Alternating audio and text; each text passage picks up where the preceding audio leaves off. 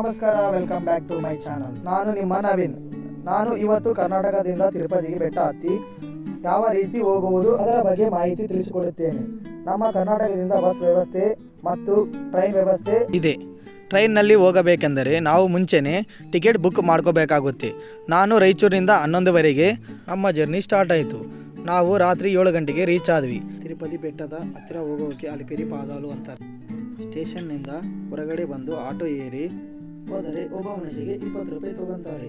ಅಲ್ಲಿಂದ 10 ನಿಮಿಷ ಜರ್ನಿ. ನಾವು ಅಲಿಪಿರಿ ರೀಚ್ ಆದ ತಕ್ಷಣವೇ ಆರ್ಚ್ ಕಾಣುತ್ತೆ. ಗರುಡ ದೇವರು ಇರುತ್ತಾರೆ. ಅಲಿಪಿರಿಯಲ್ಲಿ ನಾವು ಅಲ್ಲಿ ಹೋದರೆ ಬಗಲಾಗ ಒಂದು ದೊಡ್ಡ ಬಿಲ್ಡಿಂಗ್ ಇರುತ್ತೆ. ಆ ಬಿಲ್ಡಿಂಗ್ ಒಳಗಡೆ ಹೋಗಿ ನಮ್ಮ ಲಗೇಜ್ ಕೊಟ್ಟರೆ ಫ್ರೀ ಸರ್ವಿಸ್ ಇಂದ ಮೇಲೆ ತಗೊಂಡೋಗುತ್ತಾರೆ ಅವರು. ದಯವಿಟ್ಟು ಚಪ್ಪಲಿ ಹಾಕ್ಕೊಂಡು ಬೆಟ್ಟ ಹತ್ತಬೇಡಿ. ಲಗೇಜ್ ಇಟ್ಟು ಸ್ವಲ್ಪ ಮುಂದೆ ಬಂದರೆ ಇಲ್ಲಿ ಕಾಯಿ ಹಣ್ಣು ಸಿಗುತ್ತೆ. ಇಲ್ಲಿ ಜಾಸ್ತಿ ಅರಿಶಿಣ ಕುಂಕುಮ ಯಾಕೆ ಇಟ್ಟಾರಂದರೆ ನಾನು ಸ್ವಲ್ಪ ಮುಂದೆ ವಿಡಿಯೋದಲ್ಲಿ ಹೇಳ್ತೀನಿ.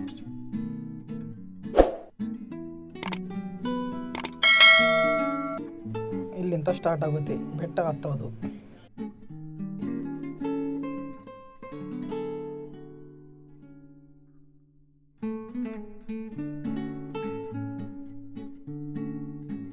ಬೆಟ್ಟ ಹತ್ತಕ್ಕೂ ಮುಂಚೆ ಕೆಲವು ಭಕ್ತರು ಇಲ್ಲಿ ಕಾಯಿ ಹೊಡೆದು ಉದಿನಕಡ್ಡೆ ಹಚ್ಚಿ ಕರ್ಪೂರ ಹಚ್ಚಿ ನಮಸ್ಕಾರ ಮಾಡಿ ಬೆಟ್ಟ ಹತ್ತೋದು ಶುರು ಮಾಡುತ್ತಾರೆ.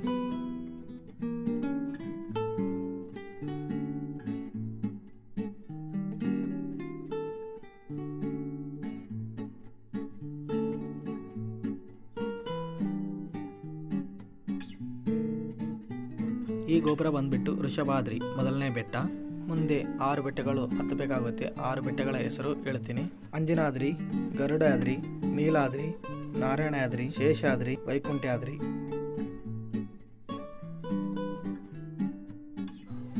ನಾವು ಅಲ್ಲಿಂದ ಸ್ವಲ್ಪ ಮುಂದೆ ಹೋಗಿ ದೀರ್ಘದಂಡ ನಮಸ್ಕಾರ ಮಾಡಿ ಇಲ್ಲಿ ಬೆಟ್ಟ ಹತ್ತೋದು ಶುರು ಮಾಡುತ್ತಾರೆ.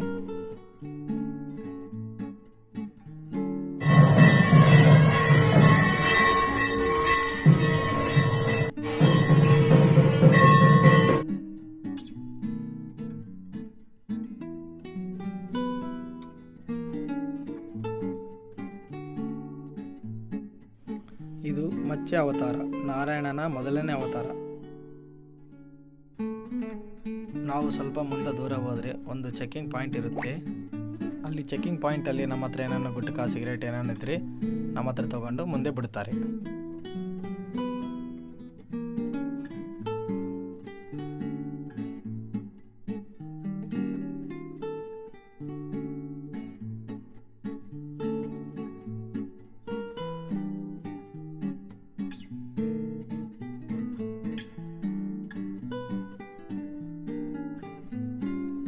ನಾವು ಹಾಗೆ ಸ್ವಲ್ಪ ಮುಂದೆ ಹೋದರೆ ನಾರಾಯಣನ 2ನೇ ಅವತಾರ ಕೂರ್ಮ ಅವತಾರ. ಕೂರ್ಮ ಅವತಾರ ಎಂದರೆ ಆಮೆ ಅವತಾರ. ಇದು 2ನೇ ಗೋಪುರ. ನಾವು ಬೆಳಗ್ಗೆ 4 ಗಂಟೆಗೆ ಸ್ಟಾರ್ಟ್ ಮಾಡಿವಿ. ಅದಕ್ಕೆ ಸ್ವಲ್ಪ ಕತ್ಲ ಕಾಣಿಸ್ತೆ. ಬೆಳಗ್ಗೆ ಟೈಮಲ್ಲಿ ಹತ್ತೋದಕ್ಕೆ ಸ್ವಲ್ಪ ಚೆನ್ನಾಗಿರುತ್ತೆ. ಯಾಕಂದರೆ ಜಾಸ್ತಿ ಬಿಸಿಲಿರಲ್ಲ, ನಾವು ಆರಾಮಾಗಿ ಹೋಗ್ಬೋದು. ಇಲ್ಲಿ ಕುಂತಿದ್ದಾರಲ್ಲ ನಮ್ಮ ಫ್ರೆಂಡ್ಸ್, ಇವರು ರಾಜು, ಮಾರುತಿ, ವೀರೇಶ್ ಅಂತೇಳಿ ಸ್ವಲ್ಪ ವಿಶ್ರಾಂತಿ ತೊಗೊತಿದ್ದಾರೆ.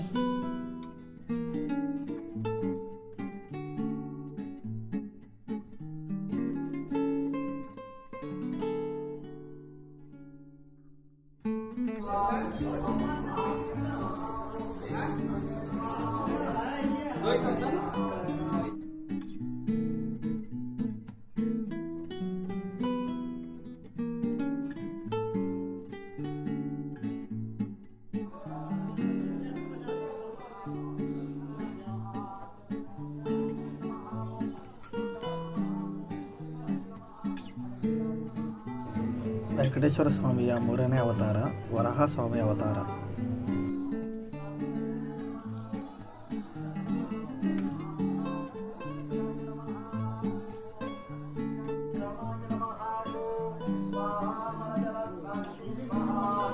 ಅಲ್ಲಿ ಕಾಯಿ ಅಂಗಡಿ ಹತ್ರ ಅರಿಶಿಣ ಕುಂಕುಮ ಮತ್ತು ಕರ್ಪೂರ ಜಾಸ್ತಿ ಹಾಕಿಟ್ಕೊಂಡಿರ್ತಾರೆ. ಅಂದರೆ ಕೆಲವು ಭಕ್ತರು ಮನೆಯಿಂದಲೇ ತಂದಿರ್ತಾರೆ, ಕೆಲವು ತಂದಿಲ್ಲ ಅನ್ನೋರು ಇಲ್ಲಿ ತಗೊಂಡು ಕುಂಕುಮ ಅರಿಶಿಣ ತಗೊಂಡು ಪ್ರತಿ ಒಂದೊಂದು ಮೆಟ್ಲಿಗೆ ಹಚ್ಕೊಂಡು ಹೋಗುತ್ತಾರೆ.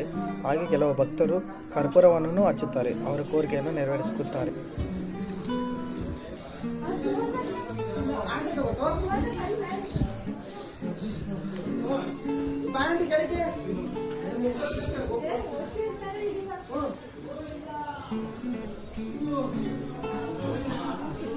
ನಾಲ್ಕನೇ ಅವತಾರ ನರಸಿಂಹ ಸ್ವಾಮಿ ಅವತಾರ.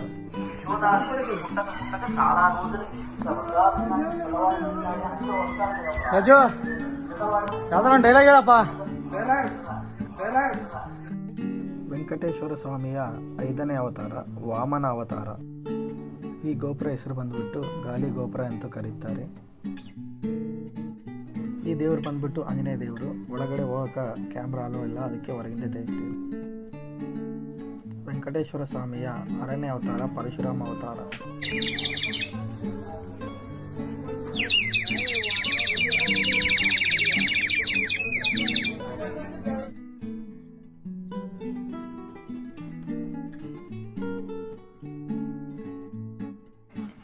ನೀವು ಇಲ್ಲಿ ನೋಡ್ತಾ ಇರ್ಬೋದು, ಕಲ್ ಮೇಲೆ ಕಲ್ಲಿಟ್ಟು ಯಾಕೆ ಇಟ್ಟಾರಂದರೆ ನಮಗೂ ಒಂದು ಯೋಗ್ಯತೆ ಕೊಡಪ್ಪ ಮನೆ ಕಟ್ಟಕ್ಕಂತ ದೇವ್ರನ್ನ ಕೇಳ್ಕೊತಾರ. ವೆಂಕಟೇಶ್ವರ ಸ್ವಾಮಿಯ 7ನೇ ಅವತಾರ ಶ್ರೀರಾಮ ಅವತಾರ.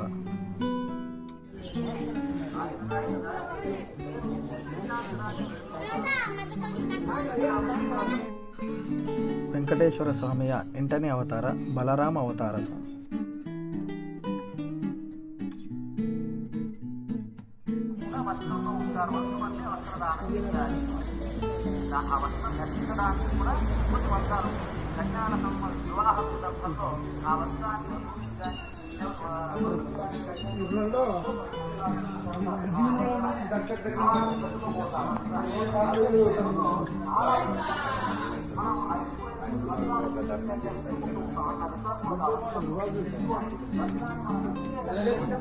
ವೆಂಕಟೇಶ್ವರ ಸ್ವಾಮಿಯ 9ನೇ ಅವತಾರ ಶ್ರೀಕೃಷ್ಣ ಸ್ವಾಮಿ ಅವತಾರ.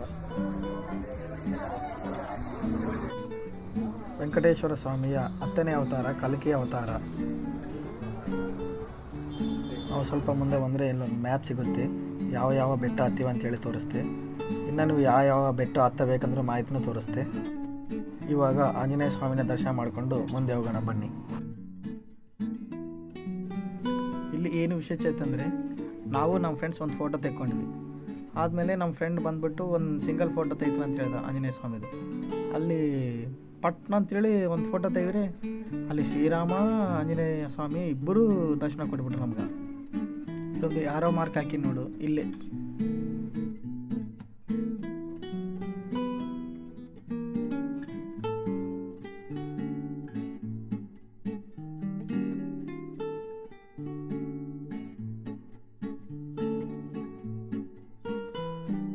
ಇದು 7ನೇ ಗೋಪುರ, ಮೊಣಕಾಲು ಮೆಟ್ಟು ಗೋಪುರ ಅಂತ ಕರೀತಾರೆ. ಅಂದರೆ ಮೊಣಕಾಲು ಮೇಲೆ ಇರುವುದು. ಶ್ರೀ ರಾಮಾನುಜಾಚಾರ್ಯರು ಪೂರ್ತಿ ಬೆಟ್ಟ ಮೊಣಕಾಲಿನಿಂದ ಹತ್ತಿ ಸ್ವಾಮಿವಾರ ದರ್ಶನ ಮಾಡ್ಕೊಂಡಿರ್ತಾರೆ, ಅದಕ್ಕೆ ಉಲ್ಲೇಖ ಇದೆ. ಕೆಲವೊಬ್ಬರು 11 ಮೆಟ್ಲು, 21, 51, 101 ಈ ಥರ ಮೊಣಕಾಲಿನಿಂದ ಬೆಟ್ಟ ಹತ್ತುತ್ತಾರೆ. ಈ ಥರ ನೋಡ್ಬೋದು.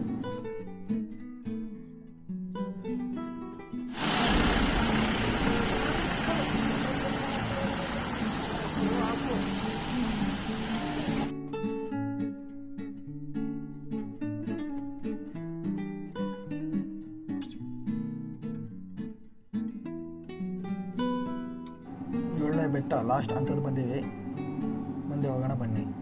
ಕೆಲವೊಬ್ಬರು ಇಲ್ಲಿ ಕರ್ಪೂರ ಊದಿನ ಕಡಚ್ಚಿ ಬರುತ್ತೆ. ನಾವು ಸ್ವಲ್ಪ ಮುಂದೆ ಬಂದರೆ ಒಬ್ಬ ವ್ಯಕ್ತಿ ಗಾಂಧೀಜಿ ವೇಷ ಹಾಕ್ಕೊಂಡು ನಿಂತಿದ್ದು ನೋಡ್ಬೋದು.